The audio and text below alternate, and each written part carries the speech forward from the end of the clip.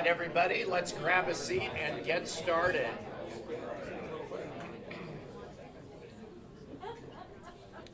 Good morning. It is amazing to see people in 3D, face-to-face networking.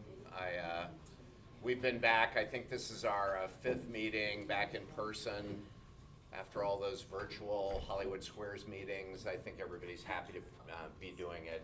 My name is Doug Thies. I'm Director of National Strategy for Expedient and the founder of IT Leaders here in Indianapolis. Welcome. We're glad to have you here.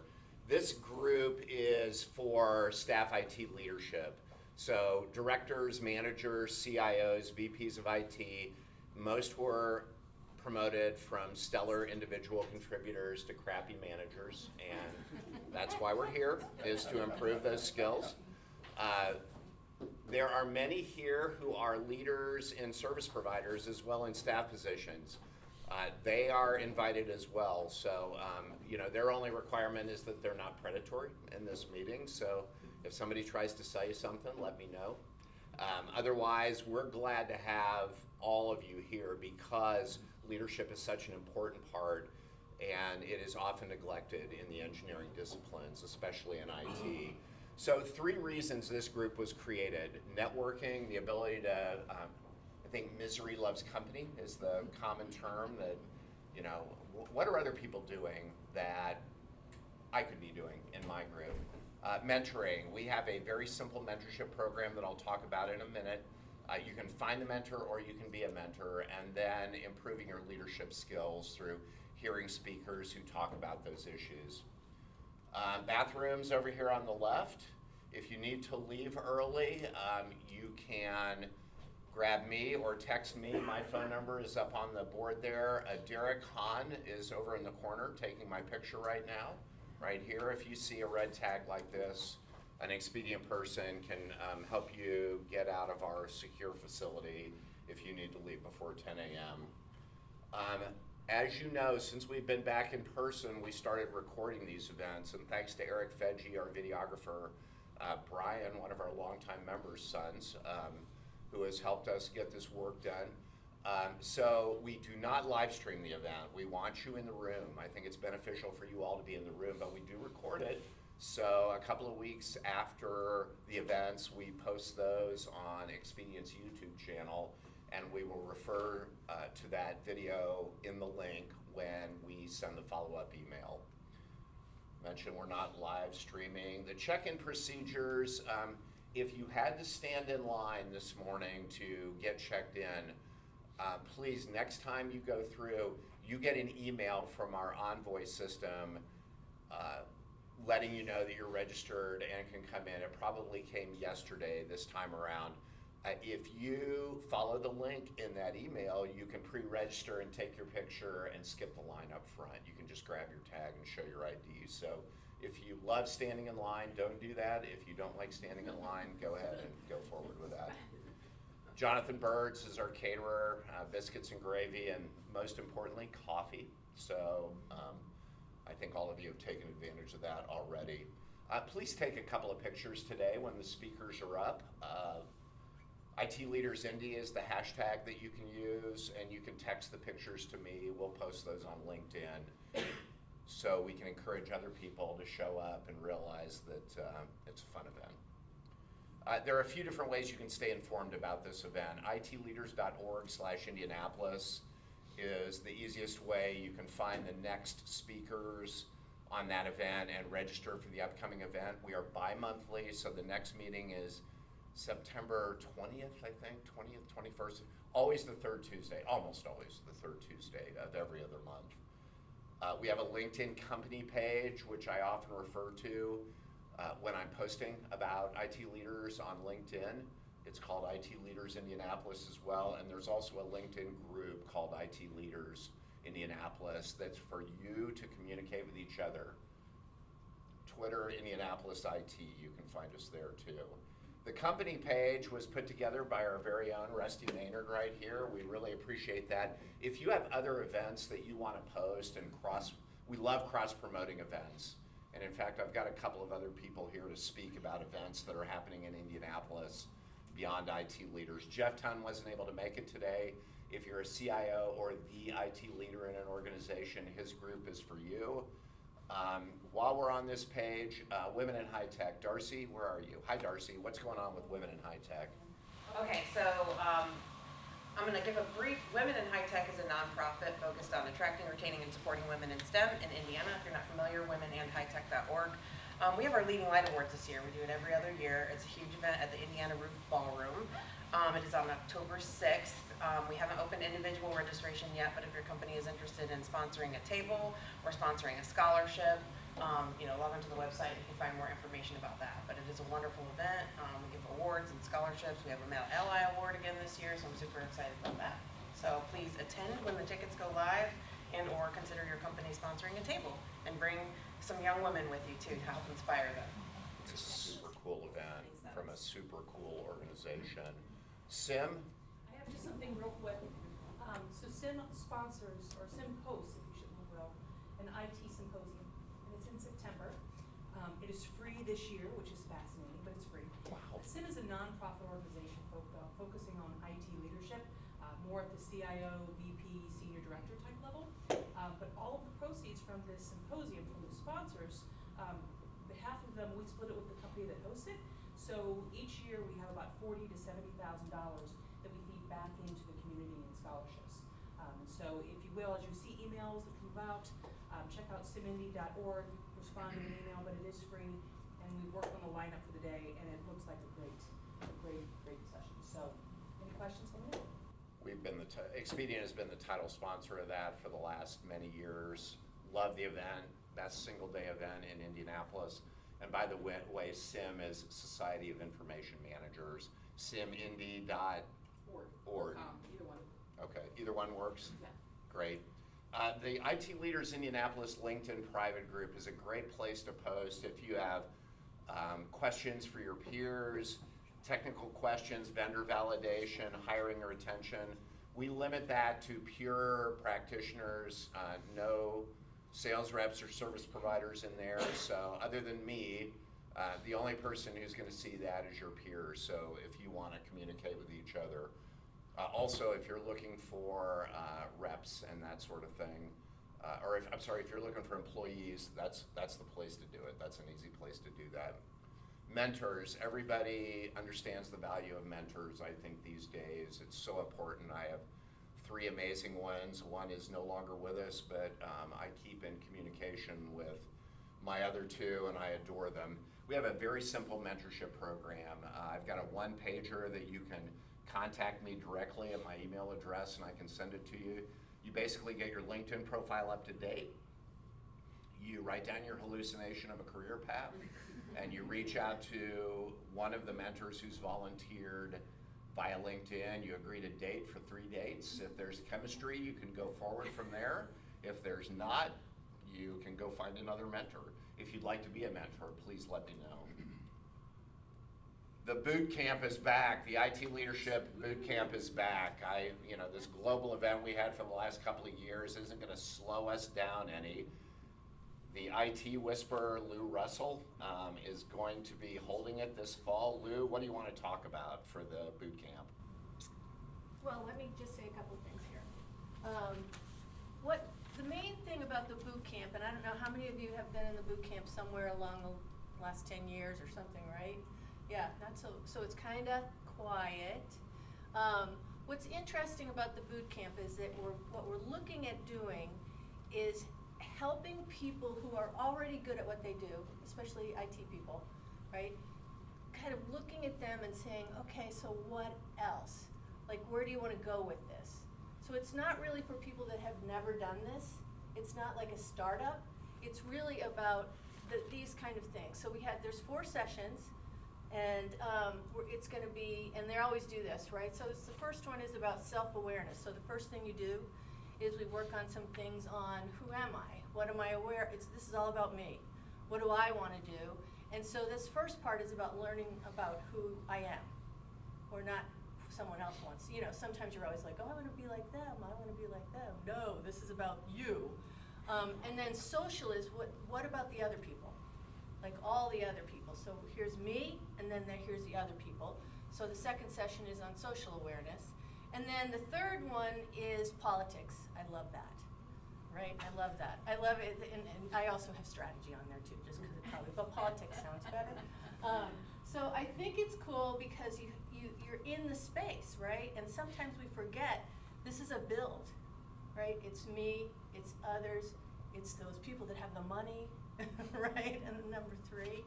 And so how do we kind of start to build that?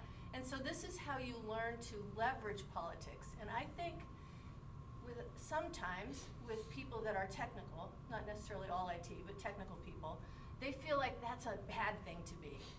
You know, that politics is a bad thing to be. And it isn't. That's completely wrong. So, you know, this is about how do I leverage the politics that's coming at us, right? Or that I'm going after too. That could be part of it as well. And then at the end, the whole thing sort of comes together with who am I and who do I want to be and what do I want to do next, right? So we have the leadership brand. What is my path? Okay, so you can see that there's a build there.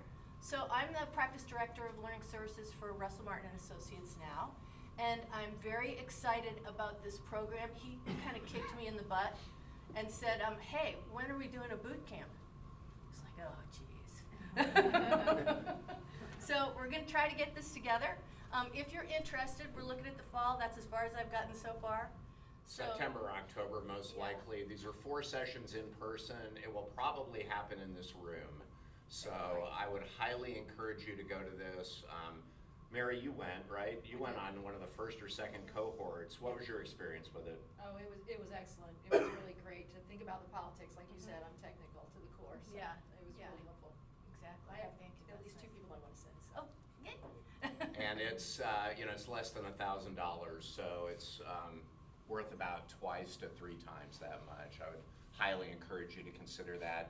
Doesn't matter whether you're a new leader or need a refresher course or have an IT leader that's not self-aware. Imagine that. All right. So my name is up here with all of it, LouRussell.martin.com, sorry. And so you can just send me a note or whatever you would like to do, and we're putting it together. I'll include this one-pager with the follow-up email, so you can have this for your reference. Thanks, Lou. Thank you for the help. Yeah, super excited. We're back at it. Who has an open position in their organization that they would like to get out to the group? Anybody? Go ahead. Keith Edwards, State of Indiana, Indian Performance Hub. We have 2 open positions right now.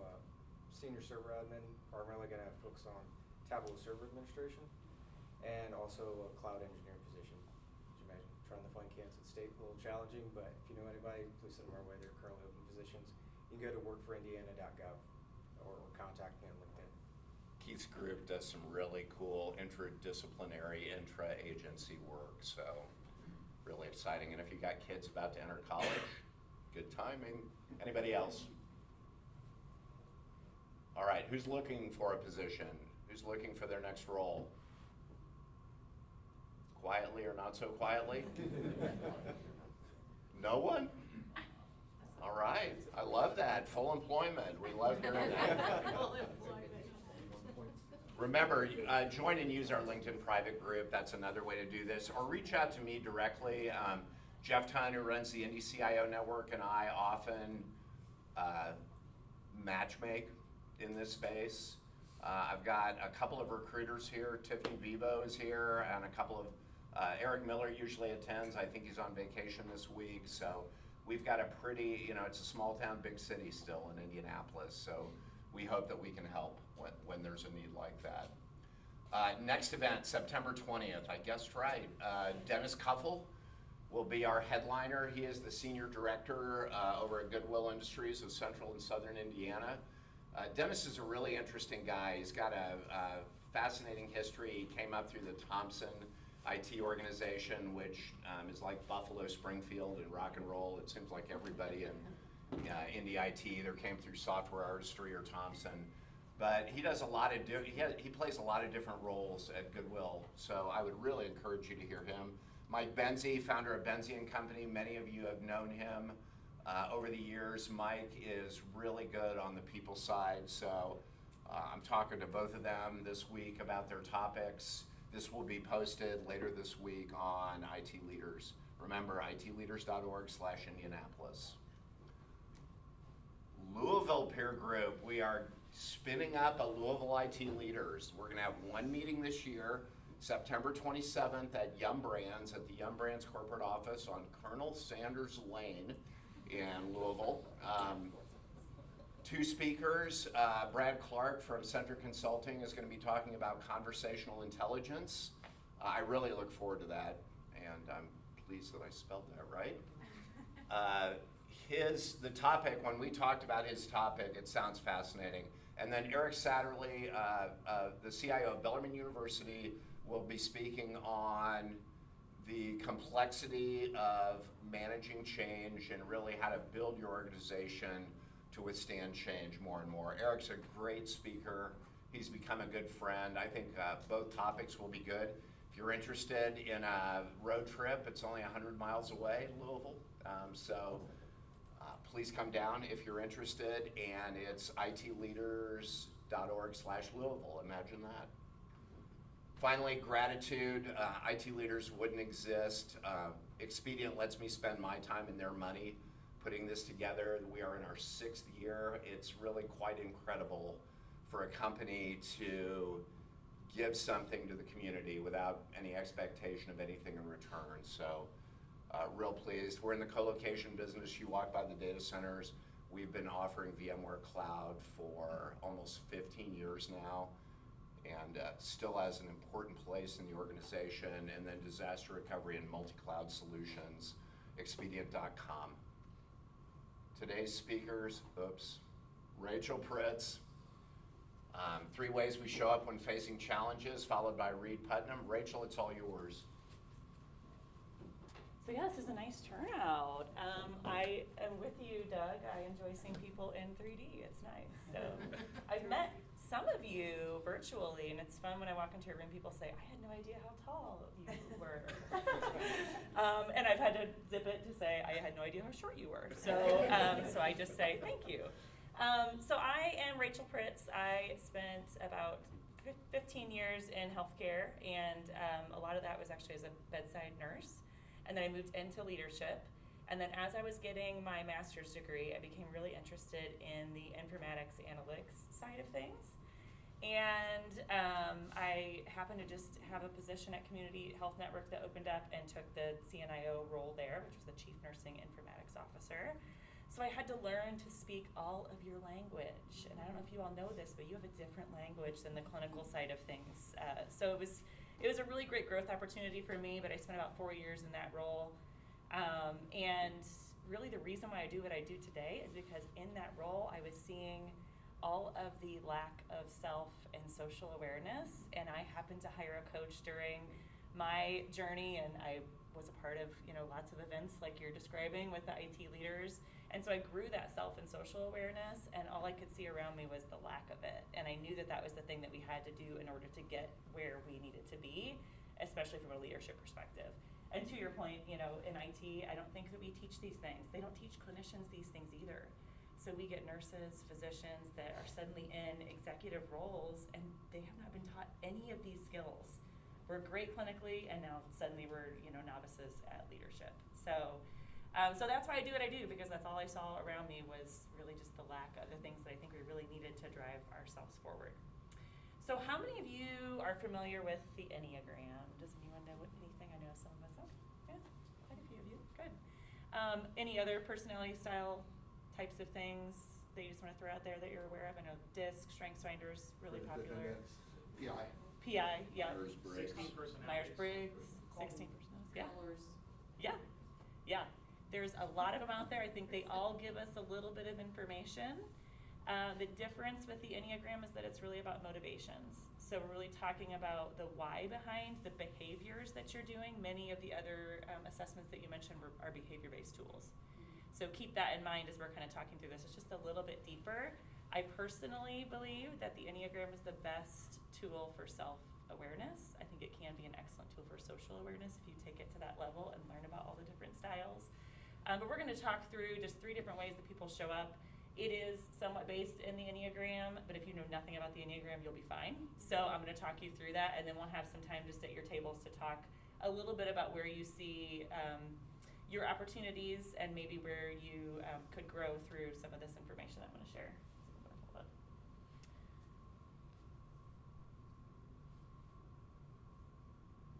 Oh, this might be a little tiny, and yeah, I'll talk you through it. Okay, so stances.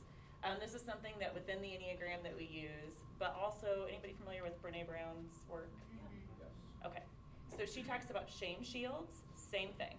So when we experience shame, and this is both personally and professionally, these are 3 different ways that we can show up. So you can't see this center one very well, but it's assertive, dependent, and withdrawing. So we can do all 3 of these, of course. We all have capacity to do all 3 of these. I know I probably did all 3 of these last week. But I do have a dominant stance, and that is withdrawing for my particular type. So I will often get quieter. I'll go inward when something really hard is happening. So to give you an example that I talk through with teams a lot is when you get a piece of tough feedback.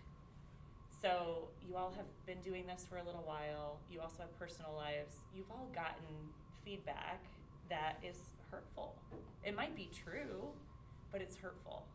And so when we experience that, we'll often have one of these 3 responses. And so when we say assertive, sometimes it can be aggressive. Those are 2 different things, as many of you know. Dependent, so they'll often move towards others. So they're looking for more external validation, going towards other people. With the feedback piece, I often see people go to other people and ask, hey, do you see that? So-and-so gave me this feedback that I do this thing. I interrupt people all the time. Is that true? Do you see that? And they'll go to someone else. Do you see that? And so a withdrawing person would not necessarily do that. So they would go more inward. So keep that in mind. And then an assertive person may just push back on it. Like, what do you mean I interrupt? You interrupt, you know? So they'll kind of push back. And so none of these ways are wrong. There's not one that's better. It's just a good thing to be aware of the way that you are showing up. So I want to give you just a few minutes at your tables, maybe partner up with someone. It can be someone you know, someone you don't know, that's even better. And I just want you to think about that, maybe that scenario of feedback. Another scenario is just tough conversations. You're sitting around the leadership table and there's conflict. What's your response to the conflict? Do you assert yourself? Do you kind of step in? Do you become more dependent and sometimes maybe even go with the crowd? Or do you become more withdrawing where you get more quiet and you're sort of just taking it all in? So I want to give you just a few minutes to talk about that, and then we'll chat a little bit. So how do you show up? What's your dominant one? Recognizing we can do all 3 of these. What's your most dominant one, and where do you think that's been challenging?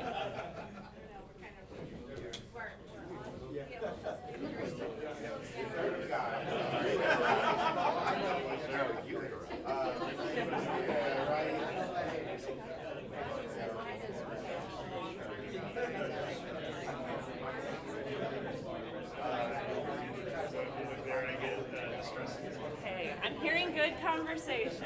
I don't know if it's related to this, but that's fine. I don't know.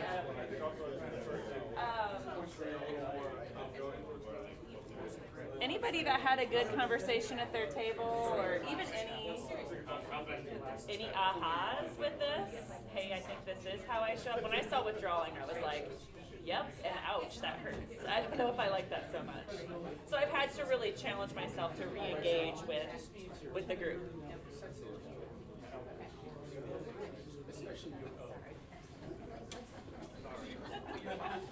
I love the conversation. It's all good. So yeah, it's all good.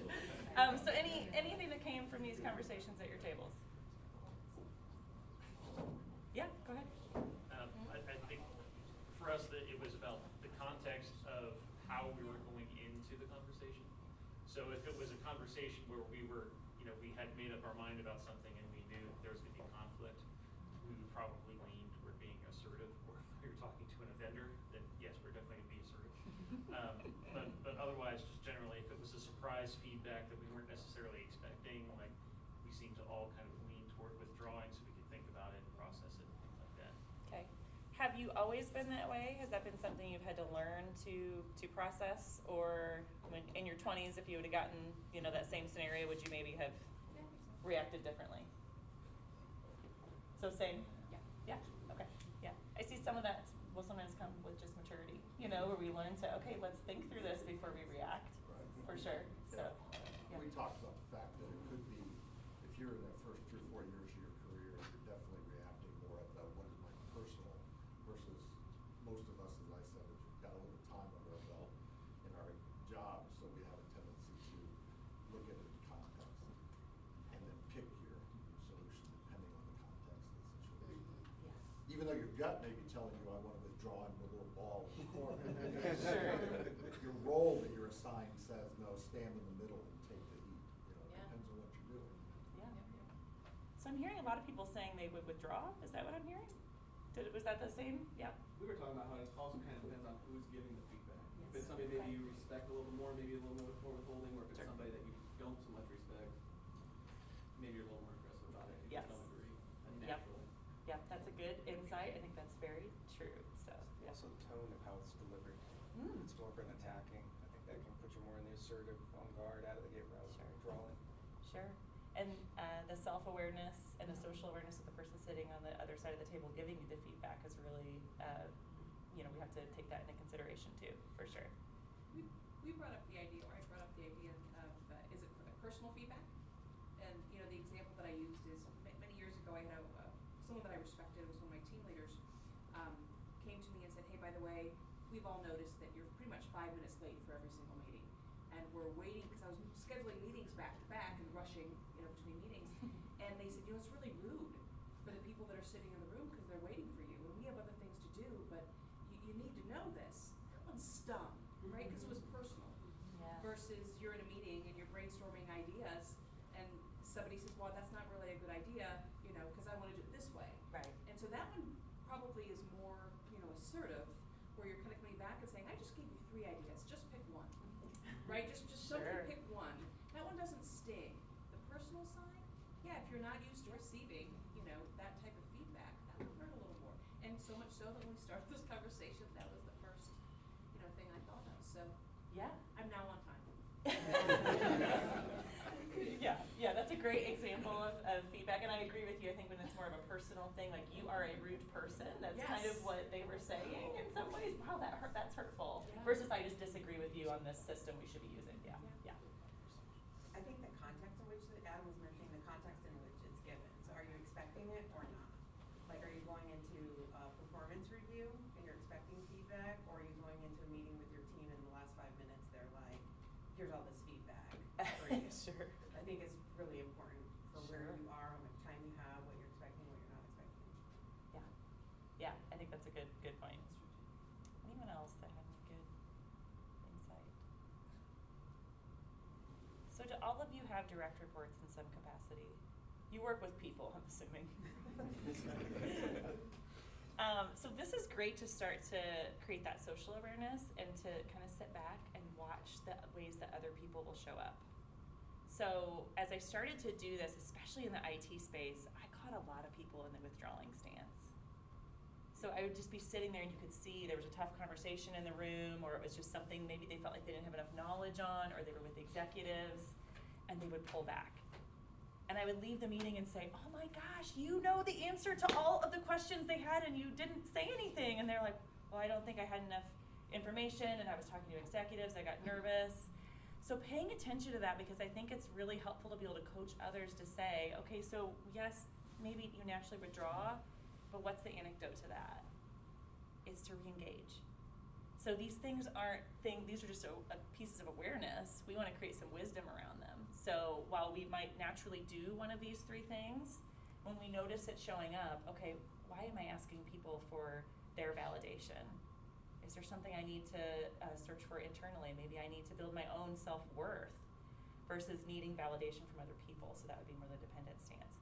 The assertive stance, why am I pushing back on people? Is this hurtful for me? And that's why I reacted the way I did. To your point, if it's a personal attack, I can get more assertive with the personal attacks for sure, because they're more hurtful. And so that's my way to kind of combat that. If I put it back on them, I can ignore the fact that maybe this is true about me.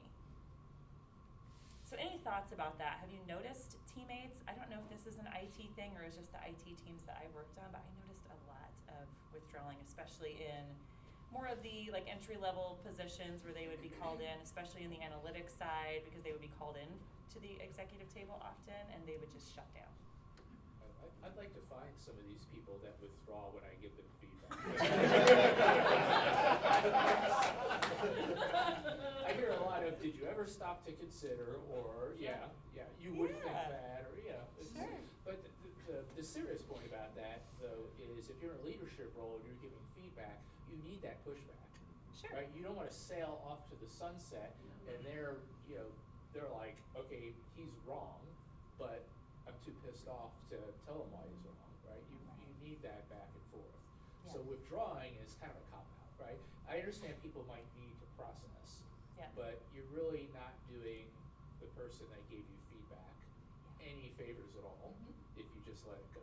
Yeah. And something that I learned, because the withdrawing is my natural state, is I would say, I need a day to process this. I would like another meeting tomorrow. Yeah. And that was really helpful for me. So, and I had that process time, but I still didn't hide from it. So I didn't cop out, Which you would know, tell me yeah. you're really pissed off. Yeah, but oh, like, for sure, yeah. But that's the way I processed it, was to withdraw, so, yeah. No, I think that's a good point, and I also think as leaders, we have to be aware of how we're delivering the message, to Keith's point. Depends on the tone of the voice, it depends on the words that you use. If it's more personal, and they feel like they're being attacked, of course they're gonna get defensive. That's human nature for us to do that, so we wanna protect ourselves. I feel like a lot of people forget to explain the why behind it, right? There's feedback from a customer, multiple feedback from a customer. And this is where we're trying to go with our customer satisfaction, so here's why I'm giving you this feedback. So Yeah. explaining the why. Because a lot of times that feedback comes with a change too, within the word, so. Sure. Yeah, no, I think that's a good point, yeah. Okay, anything else? I think frequency of feedback also plays into this, because someone really shouldn't come up and not know that they've caused problems or that there are issues. You know, there should be, and that gets squeezed out of the schedule because we're all too busy to have very many feedback sessions, Right. you know, kind of thing, but Sure. it is important as you go along. Yeah, nothing's worse than the drive-by from your boss that says, hey, we gotta talk. It's gonna be tomorrow, so you can stew on it all night, and it can ruin your evening, but it's gonna be tomorrow. And then you walk in and they give you this huge list of things that you aren't doing. Nothing's worse than that, for sure. Yeah. I know we all say feedback is a gift, and I do agree to an extent. I think I've seen, especially in executive coaching, I've seen feedback derail people for years. One piece of feedback from one person derail them for years. So similar to that stuck with you. Well, And while maybe it was good feedback and maybe it actually made some positive change, I don't know, but it stuck with you, it stung. It did. I mean, I think we get real feedback so infrequently. Yeah. We were also talking, there was a time where we had, it was part of the annual review cycle, and it was a 360 feedback program. And rather than having the manager take it in themes, they gave specifics. And I could pretty much tell at the time, oh my gosh, there's no filtering. Number two, is this really, one of the things that came up was, she has an annoying laugh. Oh. Right? And you just kind of go, oh, I love to laugh. I'm really, a happy person, but someone had literally written, her laugh is distracting. And that came up. And so Yeah. from a retreat withdrawal standpoint, you're like, oh, that's so personal, right? Certainly you could have removed that. He went on to be a VP at Dell, but that's another story. You just kind of go, oh, this isn't good, right? But that type of thing should never have happened, but it's still stuck with me now pretty much every time I laugh. Do I really want to laugh? But I love to laugh. But it's just Yeah. those types of scenarios over the years. Right, if you keep Thank you, thank you. laughing. I love your laugh. Thank you. I can't change This is them, love right? table. It's just those types of scenarios Sure. that come back that, yes, remember with 360 feedback, always put them in themes. Let's just leave it at that. Yes. And try to take the personalization out of it. Yes. Yeah. That's not quality feedback. No. Yeah. Oh gosh, yeah. So yeah, like has anyone had a piece of feedback that stuck with them for just years that they're willing to share? I'm just kind of curious, because when I talk through this with coaching clients, I mean, it is fascinating to me. Feedback when they were 23 about something that has just derailed them their entire career. That must be like the age range, right? Well, and I feel like I was that age when I got the piece of feedback. And it was Yeah. so meaning. Do Do you mind sharing it? Are you Sure. comfortable with sharing it? Okay. Yeah. We're like a bull in a china shop. Yeah. Because I was very assertive, you know, and so very young in my career, and it really stuck with me. It was helpful because I realized, you know, I'm a super high I now, right? So if I want to get people on board, you know, so All it sort of three changed influence, made me think about how I was approaching things. Like if I want to get, and I tell this to my kids too, like if you want to get your resolve, throwing a fit and slamming your hands on the wall is not going to get you there. You know, how do you get from A to B if B is where you want to get? And apparently I was ramming through like a bull in a china shop before, so it stuck with me and it made me better. Yeah. But I was also aghast Sure. to receive that. Yeah. Yeah. Right around that age. Yeah, I think it's a perfect example of that. That bit of feedback was a gift and also very hard and stuck with you Well, for a because long then time. you know. Sure, you pulled it back. Sure. Yeah, I think that's a good I'd example. say I went through a 360-degree review early on in my career. It was probably one of the most valuable things I ever went through. Got labeled as a doer, okay, somebody, the individual achiever, and the feedback from the 360-degree was agreeing with that. You know, in terms of, hey, he takes on too much, he does all this, he's a, you know, blah, blah, blah.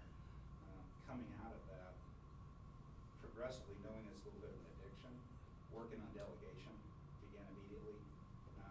And I think I've been working on that ever since. Yeah. So, and it was really funny, I came back out of that and I thought I was gonna be dumping all this stuff on my project leads. I come out, I start every day with a list of 5 things and I started handing them out instead of doing them.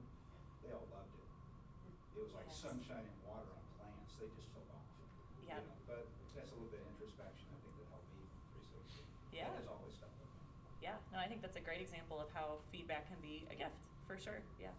I refer to 360s as sometimes helpful and sometimes it's a roast. So similar to you, it feels like you're being roasted on Comedy Central and it doesn't feel, You have to be resilient. for sure, there's a level of resilience, a level of maturity, a level of self-awareness, like that doesn't mean I'm a bad person, it just means this particular thing is holding me back.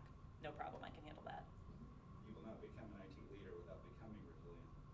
For sure. I'm certified in a resilience tool, and that kind of came through the IT leadership stuff because, gosh, you're getting killed by all sides of the business for sure, especially in healthcare. I had one about that same time in the early 20s that really stuck with me. And it didn't derail me, but I think it didn't derail me because of trust. So I had a lot of trust with, it was soon to be the CTO at the time. He was vice president when he gave me the feedback. And it was, the feedback was very blunt, but he and I had this trust rapport, and he was very blunt with me, and he said, you're the king of no.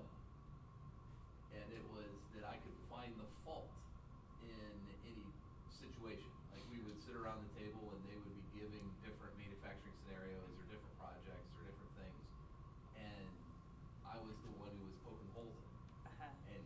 And the feedback was you need to be more situationally aware.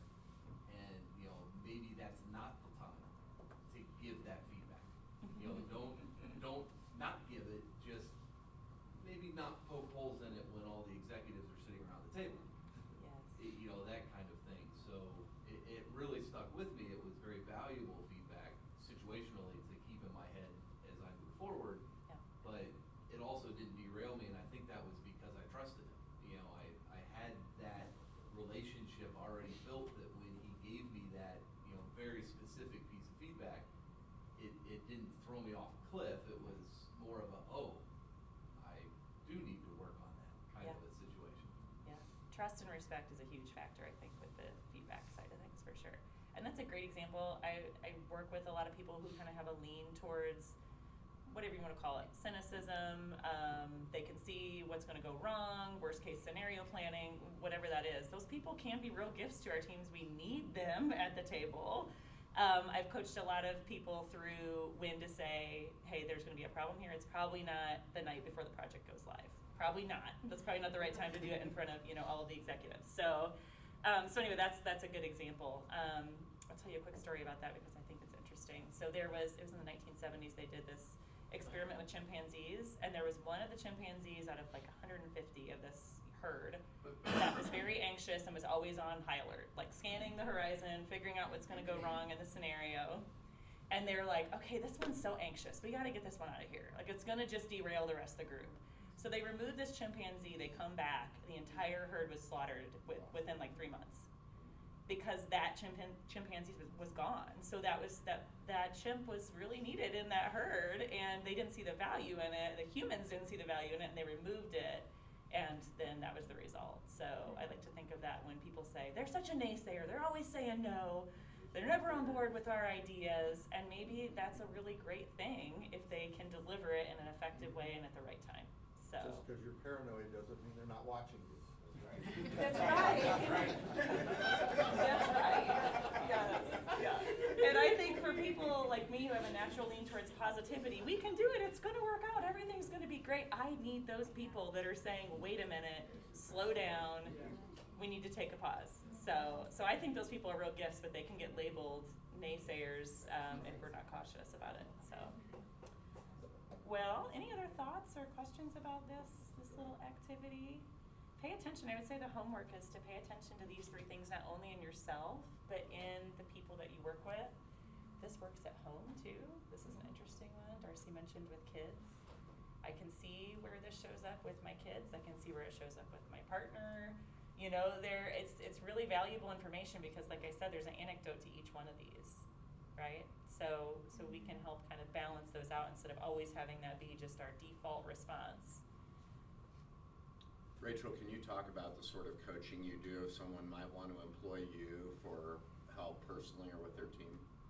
Yeah, so I do a lot of one-on-one coaching. That's about 1/3 of my business. So just, emerging leaders, those are my favorite people. So managers, directors that are just getting their feet wet with leadership. I do executive coaching as well for people that are just interested in growth. A lot of the executive coaching I do is, quite frankly, just listening. Because it's hard. It's hard to be in some of these roles, and sometimes we just need a sounding board that we trust and is external to our company that can help support us. And so through the pandemic, I coached quite a few chief nurses in a couple of the health systems here, and a lot of the time it was just half of it was crying. And they needed a space to do that felt safe. So and I love that work. I love to be that supportive person for those people. I am an S on DISC, so it makes a lot of sense. So I do that. I do a lot of team development stuff with the Enneagram. That's one of my favorite things to do, is to come into a small-ish team, maybe 8 to 10 people, and do individual readouts for them, and then come together as a team to talk about how we can create more of that self and social awareness within the team.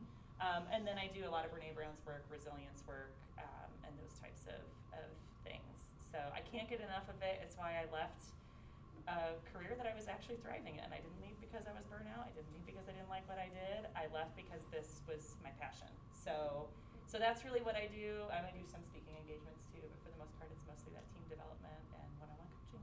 So thanks for asking, Doug. Thank you.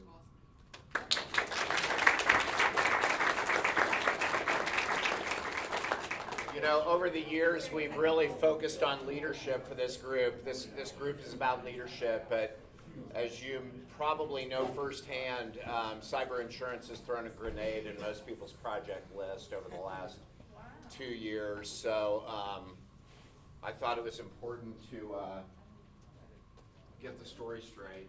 Ruh-roh. Yeah, anyway, we'll get started.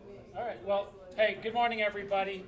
So I have to go after a super engaging 30 minutes to talk about insurance. So I'm sorry for you, and I'm sorry for me. I want to level set the experience in the room. Raise your hand if you are involved in your cyber insurance renewal. Okay. Raise your hand if you are the decision maker on your cyber insurance renewal. Raise your hand if the decision maker hands you the application and makes you fill it out and then forces you to sit on conference calls with the insurance broker to figure out what the heck's going on. All right.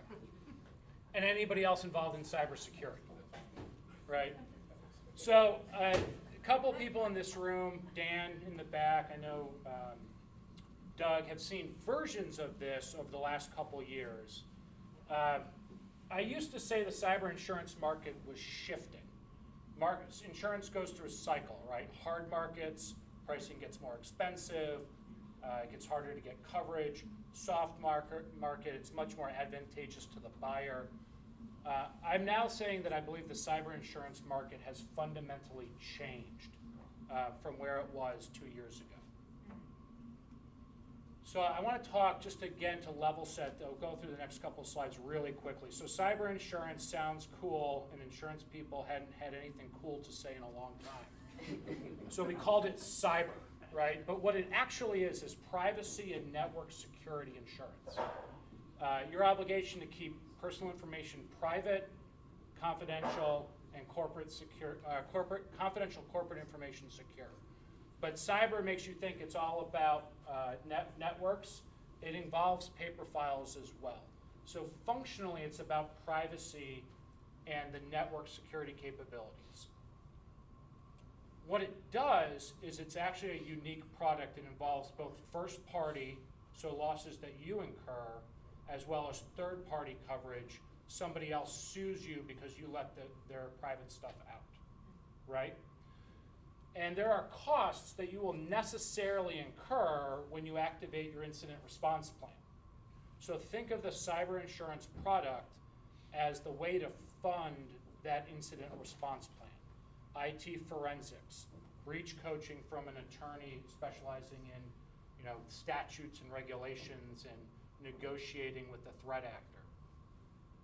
If you've released private information under the Indiana breach statute, or under a federal regulation like HIPAA or Graham-Leach-Bliley or FERPA, you've got to notify those affected individuals. If it's bad enough, you're probably hiring a public relations firm to fix your brand reputation. And then obviously credit monitoring, ID restoration, and business interruption. For all of you folks that are maybe in the manufacturing or the retail sectors, think about how much money you would make over, your business would make over like a 2-week period. And think if you're down for 2 weeks and not able to manufacture, right? Business income, loss of profit, ongoing continuing expenses. And then obviously if you get sued by a third party or you have a state or federal regulator come calling, the insurance policy will help you respond to that as well. So probably 10 years ago when we would, as an insurance professional, meet with a client about cyber insurance, the IT person was very standoffish because it was viewed as, well, why is somebody coming in and second guessing what I've done to secure our network? And over time, as attacks have escalated, the thought process here has really evolved. And it was right around the time of the Sony breach. Do you guys remember that? Where we started seeing IT leaders, CISOs, people involved in network security begin to shift their perspective. If Sony could get breached, so could I. But back then, we were also, 5 years ago, 8 years ago, very focused on the liabilities. And over time, that shifted to those first-party exposures. And that really began to change pretty dramatically when the workforce went remote and virtual on March 13th of 2020. As you all know, threat actors exposed previously unknown vulnerabilities and frankly known vulnerabilities in a work-from-home environment, and ransomware went through the roof. We also saw social engineering and invoice manipulation also skyrocket. Does everybody know when I use those terms, social engineering and invoice manipulation, what I'm talking about? Right? Okay. So what you saw was insurance companies lost money. And if you know anything about insurance companies, they do not like to lose money. And so you started to see premiums going up, the cost of the product went up. You saw retentions or deductibles, the amount of cost that you would allocate to the event, go up, sometimes doubling. If you were at a $25,000 retention, the next renewal it was at a $50,000 retention. Capacity. You used to be able to buy $10 million of coverage from a single carrier. Now you might be able to buy $5 million, and to get that $10 million, you've now got to layer the policies. But most importantly for this group, and what you've all felt over the last 2 or 3 years, is that the technical requirements forced upon you by the insurance company have become much more stringent. Think about this like the canary in the coal mine. The insurance company is deploying risk management and loss control resources in order to prevent losses from occurring. So if you think about it with the optics of, well, now the insurance company is making me do something, that probably doesn't make you feel very good. But if you think about it in terms of the insurance company is asking me to make my network as secure as I possibly can, that's a different optic to approach this problem with. In 2022, we've got clients that are now in their 3rd round of tough renewals. And what we have seen is the goalpost keeps moving. It's almost like we were talking about cartoons at the table in the back. You know, when was it Charlie Brown would go to kick the football would get taken away. Well, a lot of insureds feel that way because what they did last year no longer feels like it's good enough this year. I don't know if anybody feels like that having gone through this process. It's not my fault, it's the insurance company. I'm on your side.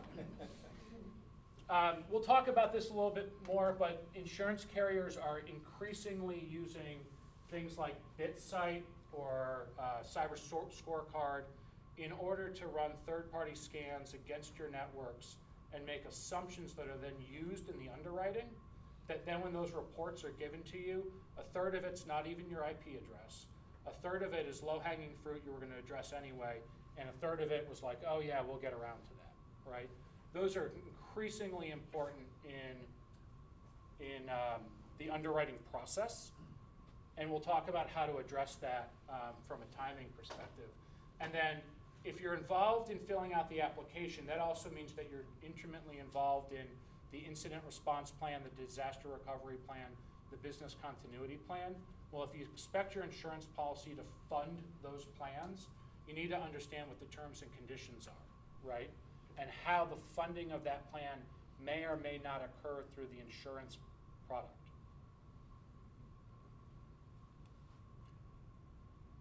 So this is probably a bit dated, but you know, obviously we are existing in a heightened risk environment. I think the last time I gave this presentation, we were very concerned that we would start seeing more state-sponsored attacks out of the Russia-Ukraine crisis, war. That has not fully materialized, at least not in a public environment, but it's still something that we in the insurance business consistently monitor, right? So what is the nature and velocity of these attacks? Who are they targeting? And that clearly affects underwriting, right? So if you're in an area that is targeted by threat actors, if you're in a higher risk industry class, you're going to have much more stringent requirements placed upon you. And I only bring this up to highlight that, at least in our backyard, 3 hospitals in Indiana, and frankly in central Indiana, were all targeted by threat actors and had very public events in the last 6 months of 2021, right?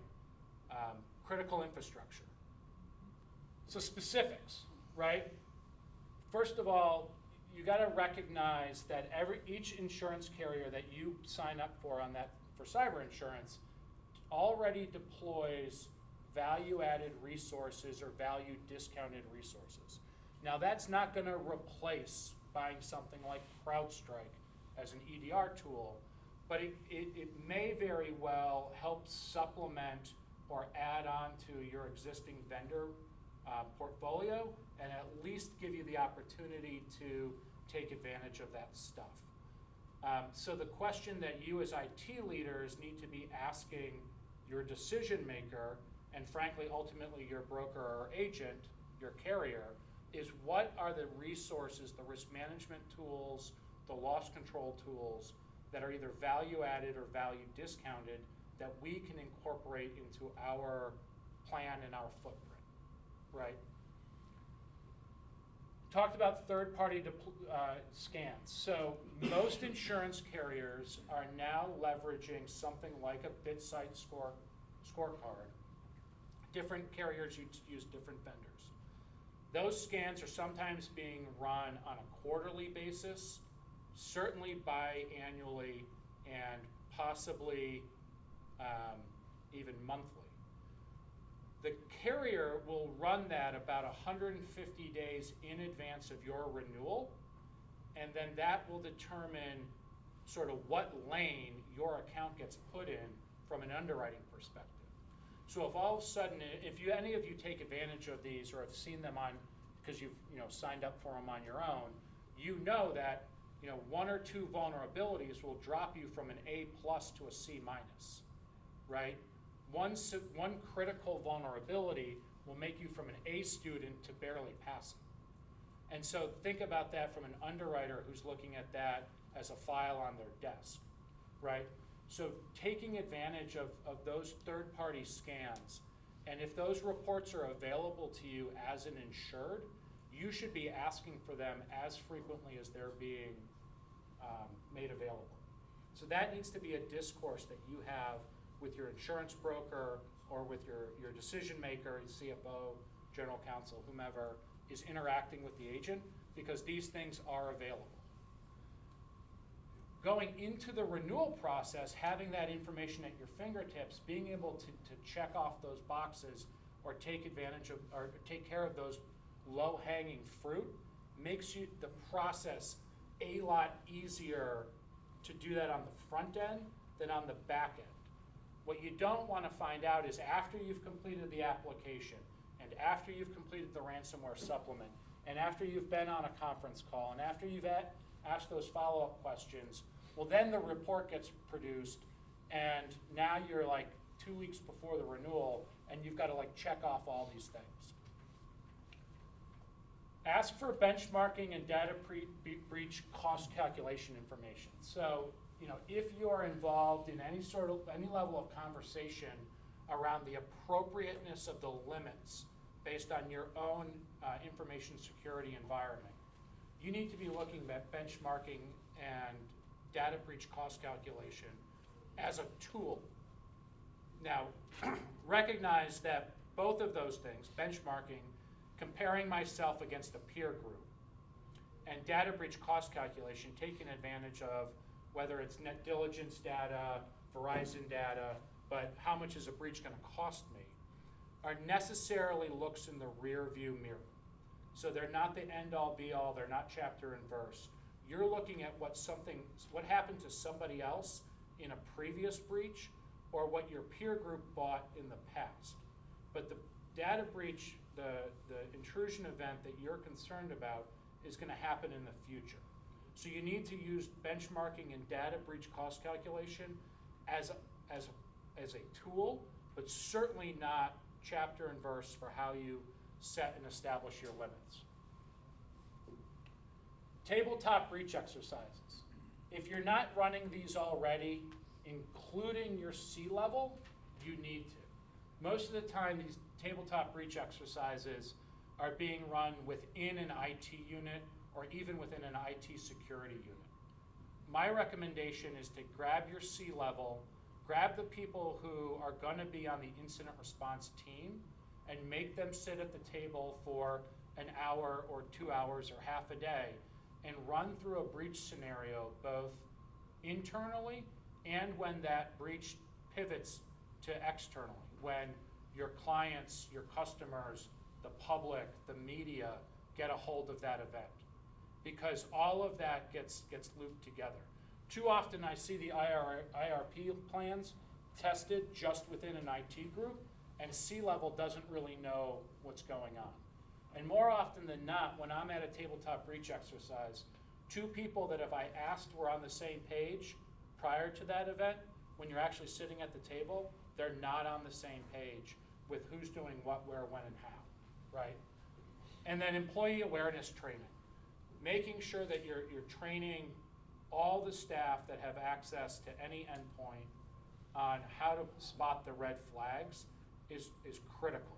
we still see probably 85% of all breaches arising out of clicking on some link or opening some attachment that lets the threat actor in the back door, as opposed to some sort of like, DDoS attack or something like that.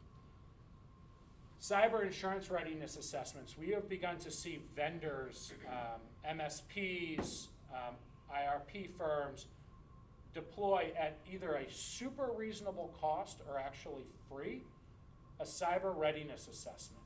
And a lot of these, what they've done is they've taken the insurance applications and they've data mapped them to this assessment. It's not it's not an assessment as you guys traditionally think of it. It's a cyber insurance readiness assessment. So if you take your insurance application or the ransomware supplement and you turn it on its side and you squint at it, it's an assessment document, right? They're yes/no radio dials. You know what the underwriter wants you to do. So think of it in terms of that. This is really critical as IT leaders. So I think Doug referenced it as a grenade that's been thrown in your lap. A lot of our clients have had 3-year, 5-year, long-term plans to do things like multi-factor authentication or endpoint detection and response, or actually getting around to segmenting those end-of-life assets. Well, cyber insurance is forcing you to do those things today. So having a discussion with the CFO or whoever makes the purse string decision about how the chronology of the implementation as well as budgeting for that. I had a client, higher education client, it was a renewal on 7/1. They had an event about 14 months ago, so just prior to their last renewal. They were supposed to do all this shit, and excuse my French, but like stuff you all know that you should be doing, right? IT department leadership changeover, they never got around to it. We get to the point where we thought that they were in a much better position 2 months ahead of the renewal. None of the stuff that was budgeted for was implemented. And so then we had to get the C-level involved and extend their policy, and their whole implementation of what their prioritizations changed because they didn't do the work over the preceding 10 months that they now have to slam into essentially 60 days, including EDR, including EOL, including MFA on an RDP port. So having that ongoing discussion in terms of how this affects your business's ability actually to procure cyber insurance. It used to be that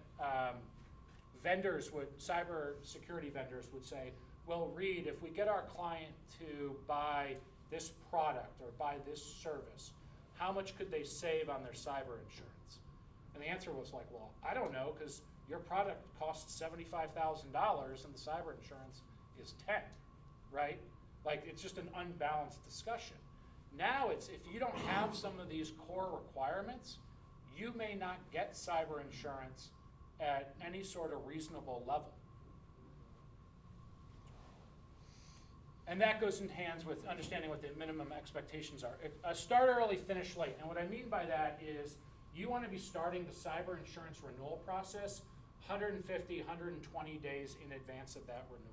You want to get your hands on that application as early as you possibly can so that you can begin that process. But expect to finish late. Many renewals right now are going into the 2 weeks or even the week, and sometimes the days before the expiration date. Part of that is because the market is so slammed. Underwriters have a stack of submissions on their desks. Part of that is the ability to leverage the marketplace. The longer we take, the better opportunity we have to leverage the best possible deal. So there's a log jam, and you just need to recognize that. So I would be asking for those applications from your decision maker or from your broker 120 days in advance. and expect that final insurance product to be delivered probably within the last 2 weeks of the policy period. So other things, just real quick, if you have had a breach in the last 12 months, you need to have a written statement for what your mitigation to that event is. So you got breached, you had an event, you had an insurance claim. You need to be able to explain to the underwriters what the event was, what your response was, and what your mitigation efforts to prevent that from reoccurring. That's absolutely critical. And be prepared to be on an underwriting call. So that's where you as an IT leader, your CISO, anybody involved in security will be on a call with insurance carriers and their risk managers in order to evaluate and ask you additional questions that aren't fully captured on those applications. Any questions on this short list? All right. So I just wanted to capture here things that we've touched on. So the goalpost has moved, right? So having multi-factor authentication on all email, RDP, VDI, VPN, and all privileged and admin access accounts on and off-prem, that's table stakes. You need to be doing that. The underwriter's expectation is that you are doing that. Having something along the lines of SPF or DKIM or DMARC to help with controlling email, really important. Privileged access management, so very important, making sure that users don't have admin rights on their laptops, right? Again, it's pretty straightforward, pretty low-hanging stuff that we don't see implemented often enough.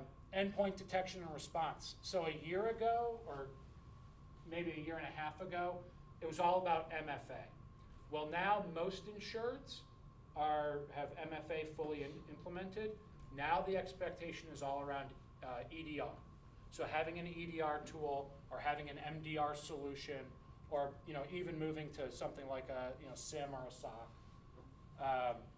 I had one healthcare client where the carrier's expectation was that they would buy a 24/7 eyes on glass SOC solution from a vendor, even though they were standing up their own SOC and it would be up in 6 months. The carrier didn't care because they weren't going to extend the grace to not have that in place. We found a different carrier. End of life segmentation. Hey, if it's not being patched and updated, it can't interface with the rest of your network, right? Again, relatively straightforward, relatively low-hanging, but we see it far too often. Tabletop breach exercise and employee awareness training. So when you think about at least in terms of the canary in the coal mine, and you think about the insurance market, the cyber insurance market, sort of leading the way from a risk management perspective, these are the things that they are going to be focused on at this moment right now. And then when you think about your team's implementation strategy, your chronological milestones, and budgeting, these things need, from a cybersecurity perspective, need to be a priority. So, Doug, how are we doing on time? Doing good. We've got 15 minutes till the end of the period, so Okay. keep going. Yeah. So,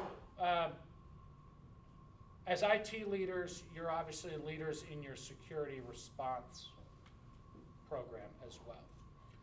And so, in the spirit that the insurance policy funds that incident response, you need to be cognizant of how certain terms and condition changes. Insurers are adding and changing language. We went through a period prior to 2020 where actually the product was getting a lot broader. Coverages were being added, coverages were being expanded in order to try to respond to the risk environment. And then as the carriers started to lose money and the profitability began to swing towards unprofitability, they're now tightening up those terms and conditions. So something that we're seeing more and more of is a discussion around supply chain exposures or widespread events.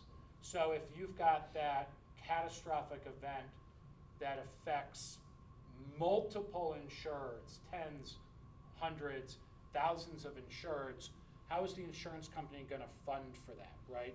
The tsunami cyber event. Ransomware or extortion co-insurance. Co-insurance is when you and the carrier pay for the ransomware extortion payment dollar for dollar. So if it's $100 extortion, it's $50 from you and it's $50 from the carrier. If you don't have the technical controls, specifically around MFA and probably now EDR, you need to be very cognizant of if there's a co-insurance clause placed on the ransomware and extortion coverage. And carriers are splitting, just to find this, so a ransomware event is all of the costs associated with a ransomware attack, as opposed to the extortion demand payment, which is just the cryptocurrency to the threat actor. We see it both ways. So we see some carriers placing stricter terms and conditions on just the extortion demand, and then sometimes on the entire ransomware event. And because that's the number one thing that we're all concerned about right now, if you've got a very restrictive sublimit on ransomware, or a really high co-insurance percentage, that changes the whole value proposition of the cyber insurance policy, right? Neglected software endorsement. We're seeing it where if that piece of software isn't being updated or patched according to a certain cadence, the coverage begins to diminish over that time. So if it's within the first 30 days, you get full coverage. If it's at like 60 to 90 days, you get half coverage. If it's after 90 days, you get a quarter coverage. If it's after so long, you get zero coverage, because the expectation from the carrier is that you're patching and updating your software according to the appropriate cadence. We're seeing, this is kind of attached to the supply chain, but lots of questions regarding these widespread known events, as well as potentially excluding coverage for any associated claims arising out of Log4j or SolarWinds or the MS Exchange event. And that'll continue, right? So that whatever the next thing is, that's also what the carriers are going to hone in on. If any of your companies are in a merger or acquisition mode, or you're involved in being merged into or acquired, it used to be that was just like a rubber stamp, right? If it didn't change greater than like 50% of the annual revenue, it was a rubber stamp and you just rolled that company onto your cyber insurance program. Now, be prepared to go through that whole underwriting process again, particularly if it's a significant acquisition. And then contingent business interruption, that's when you're reliant on an IT vendor and that IT vendor suffers a covered breach, and because you can't use their stuff, you suffer a business interruption loss. That's getting very, very restrictive. And this is one of the things that we've been watching for a while. So if you're familiar with the Office of Foreign and Asset Control, they basically came out with a memo that said, don't negotiate with terrorists. So making it potentially illegal, although this hasn't been enforced yet, for a US domiciled company to pay a ransomware extortion demand to a state-sponsored threat actor. There's lots of discussion, and continues to be, as to whether ransomware is even an insurable event because of how widespread the losses have been. So we talked about this a little bit, but just in terms of your discussion and how to prepare, I think of IT budgets as on a pendulum swinging between operational efficiency, how do we as IT leaders make the business run faster, stronger, farther, make more money, do more things, and operational security, which can sometimes be clearly an impediment to efficiency. From an insurance perspective, the pendulum is swung to operational security. So having very open and frank discussions with your finance leaders and with your insurance folks about how to structure your project implementation and your budgeting. It's not that insurance is the tail wagging the dog, but you need to recognize with all the other projects on your plate that if you lose sight of IT security in terms of the insurance policy, it potentially jeopardizes your ability to get reasonable or meaningful coverage, right? And that becomes a very tough conversation with the CFO, who then has to go meet with the CEO about why we don't have cyber insurance anymore, right?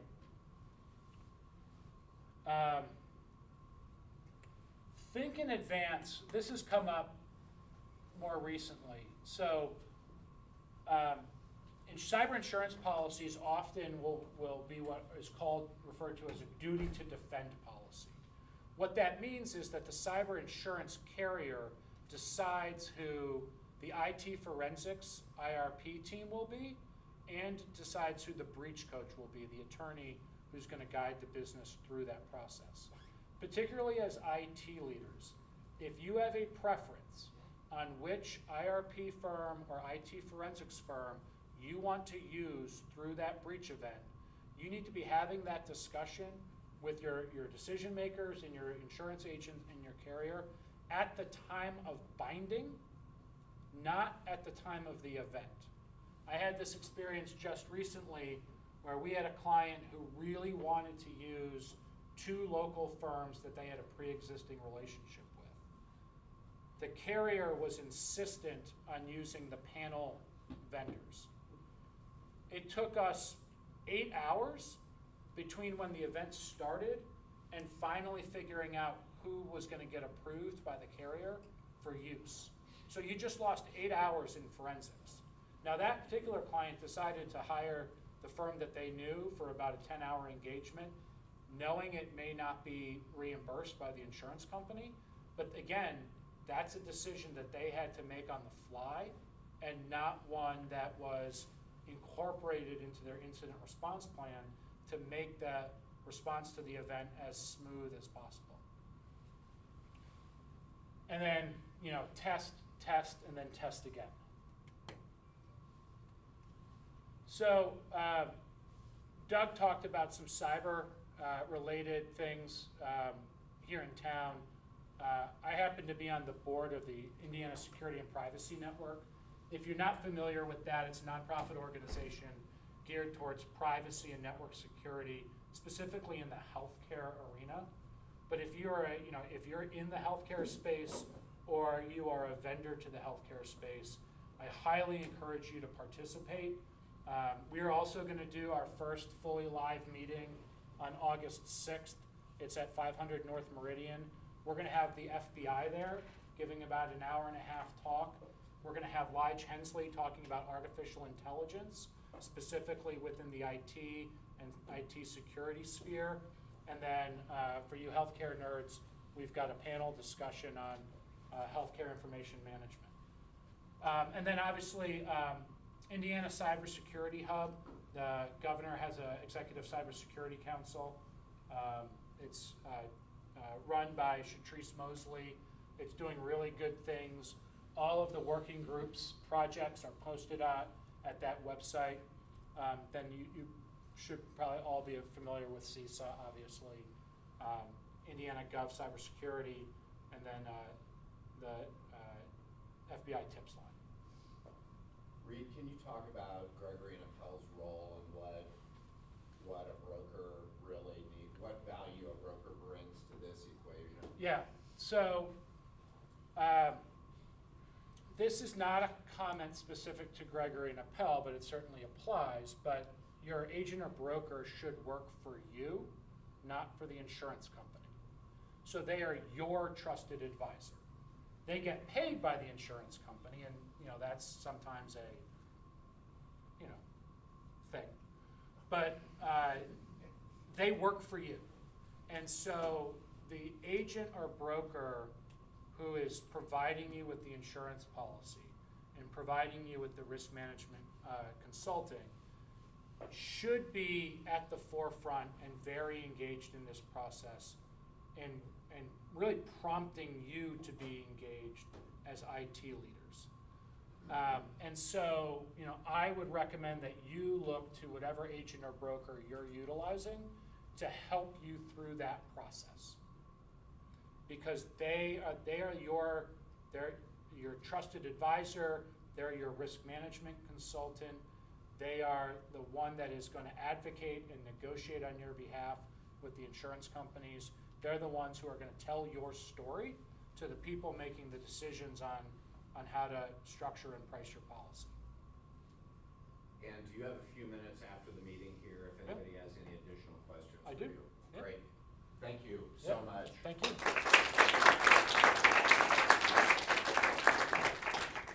Thanks. Glad to have you, every one of you. It's great feels like old times, right? Seeing everybody face to face again. Don't forget September, both the Indy event on the 20th and the Louisville event on the 27th. If you have friends in Southern Indiana or Louisville, please pass the word on. I'll be yakking about it on social media, both events here over the next couple of months. We're so glad to have you. Brett Bonenberger, the tall guy in the back, will be letting you out of this first door, and there'll be somebody stationed at the other door as well to get you out as quickly as possible.